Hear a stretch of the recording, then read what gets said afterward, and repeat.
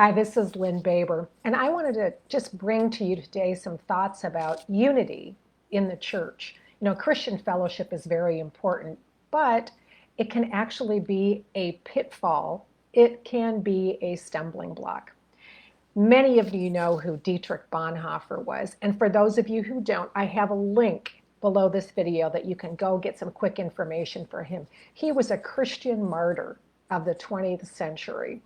And what he basically did is he was in Germany. He studied and earned his PhD in theology to teach, but he graduated at the age of 24, and he could not teach in Germany until he was 25. So he decided to come to the United States and spend that year studying at the most prestigious seminary, Union Theological Seminary in New York. And what he discovered was amazing.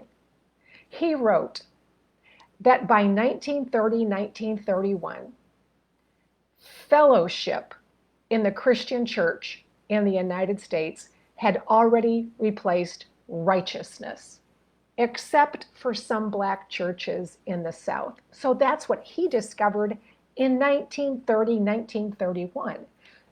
Why is it that we have this disunity? How could fellowship possibly have replaced God as the authority for how we gather together, what we believe, and how we conduct ourselves? Now, it's not like it's a new phenomenon. It's not. As a matter of fact, in about, I'm just going to say 1910, Oswald Chambers wrote this: "Fearless devotion to Jesus Christ ought to mark the saint today, but more often it is devotion to our set that marks us. We're more concerned about being in agreement with Christians than about being in agreement with God." Unity in the church, unity among our brothers and sisters in Christ is very important, but the most important question is, what do we unify around? Do we unify around an opinion, which means it came from man, or do we unify around God's word? And lest you think this is something that happened relatively early, I just want to bring to your attention something from Job, chapter 40, verses 2 and verse 8.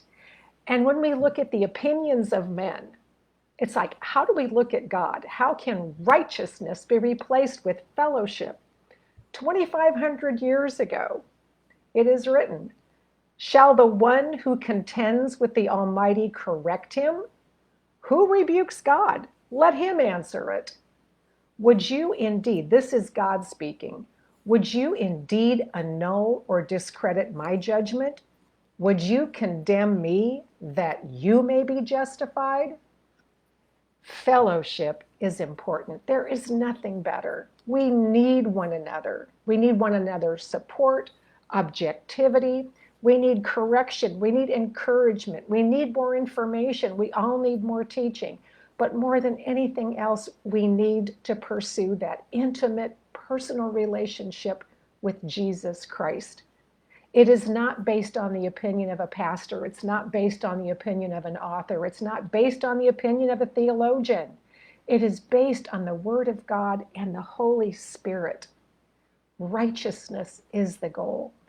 Fellowship is a goal, but only when it doesn't sacrifice righteousness. If you're not familiar with the story of Dietrich Bonhoeffer, I encourage you to get Eric Metaxas's biography and read it, or just check out the link that I've attached here. So when you go forward today, just remember that the world that we live in puts fellowship, getting along with the people we want to get along with, above the righteousness of God.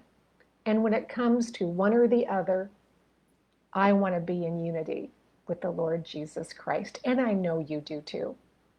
I'll see you the next time.